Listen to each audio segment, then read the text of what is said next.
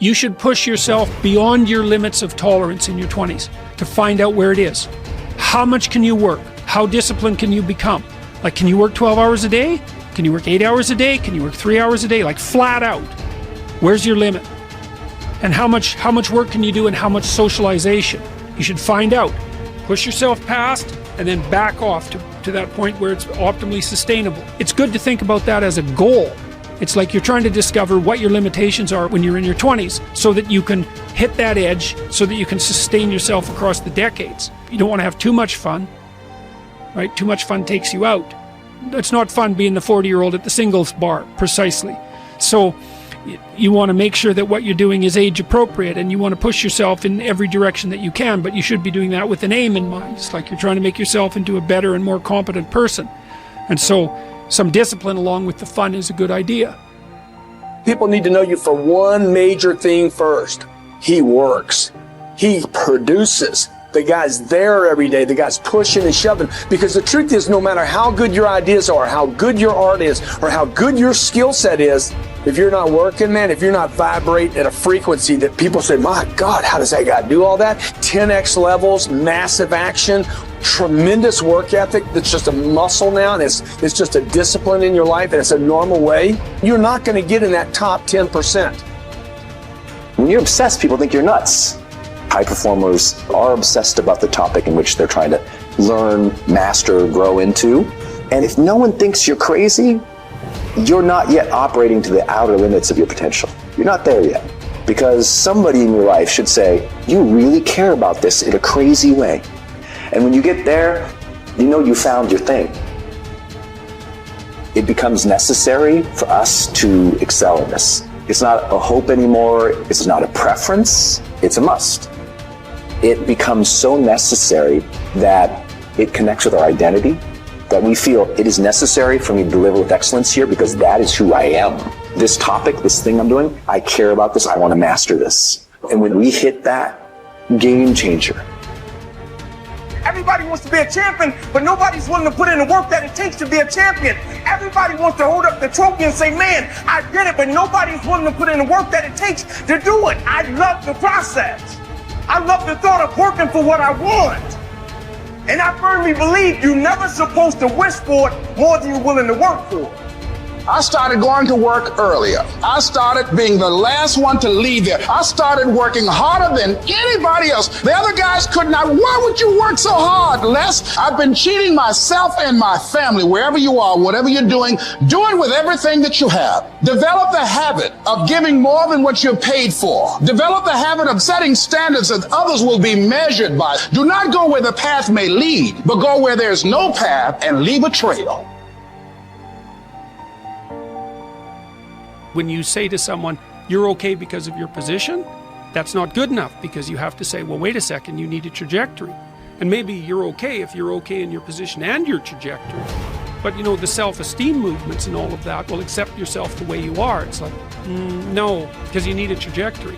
And one of the things that I think, one of the reasons that audiences are responding to what I've been saying in my lectures and what I've been writing about is that I don't tell people that they're okay the way they are. No, I say, no, you could be way more than you are. And they're relieved about that, you see, because if you're in a dark and terrible place and someone says you're okay the way you are, then you don't know what to do about that. It's like, no, I'm not. I'm having a terrible time and I'm hopeless. You're okay the way you are. Well, then what? That's it? That's where I am? And what do you want to tell a young person? You're 17. You're okay the way you are. It's like, no, you're not. You got 60 years to be better, and you could be way better. You could be incomparably better across multiple dimensions.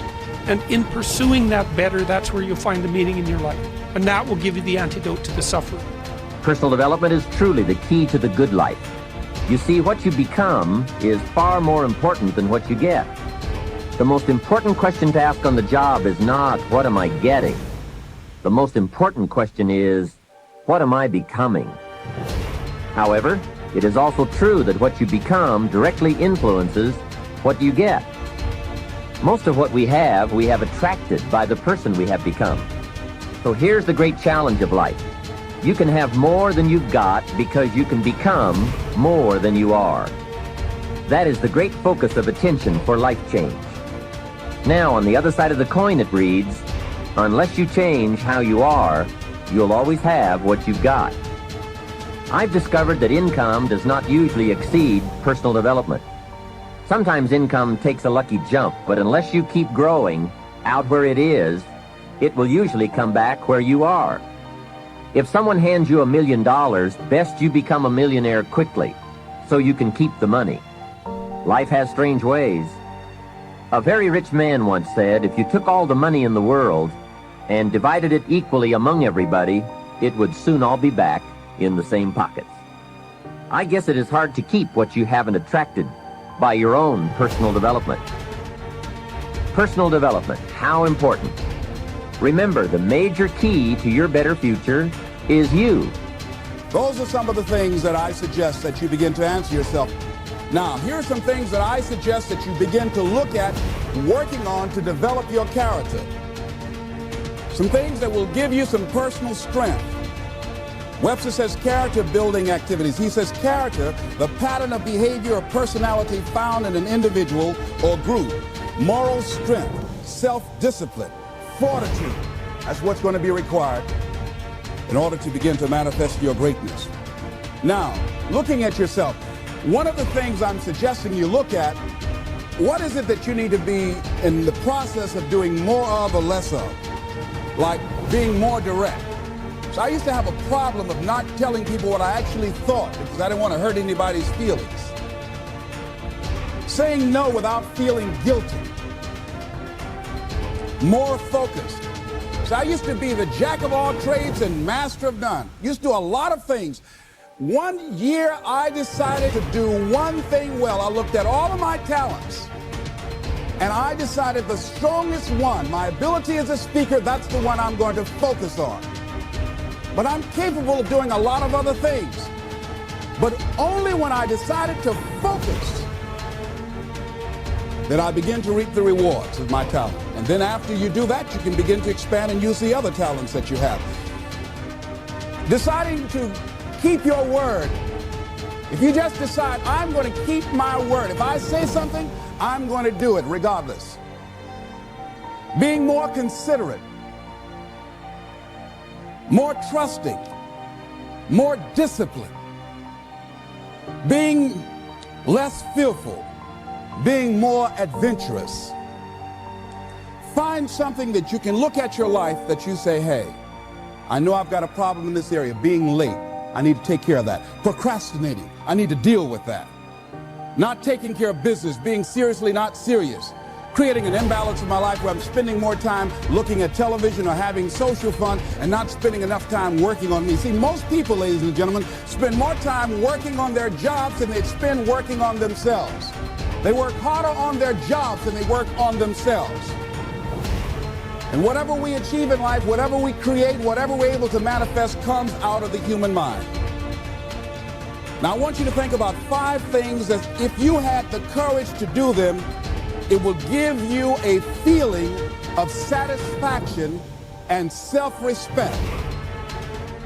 Think of 5 things that if you had the courage to do those things, you would feel a tremendous feeling of satisfaction within and self-respect. Take the time to write those things down, whatever they might be to you. It might be in your personal life. It might be in your friendships, your family relationships, might be in your business. Look at 5 things that if you had the courage to do those things, that you would do those things. A lot of people say, well, I've been like this all my life. I just can't change. This is the way I am. Dr. Harold Griswold, a psychologist and author of Direct Decision Therapy, said something. He says, when someone says, I can't change, some part of them wants to change, but the payoffs for his present behavior are greater than the payoffs for a changed behavior, or his fear of change is too great. Ladies and gentlemen, it takes courage to live your dreams. It takes courage to manifest your greatness. It takes courage to decide to live, to decide to bring out all of your talents and abilities, to decide to stretch out, to decide to take a chance. It takes courage to be happy, just to be you.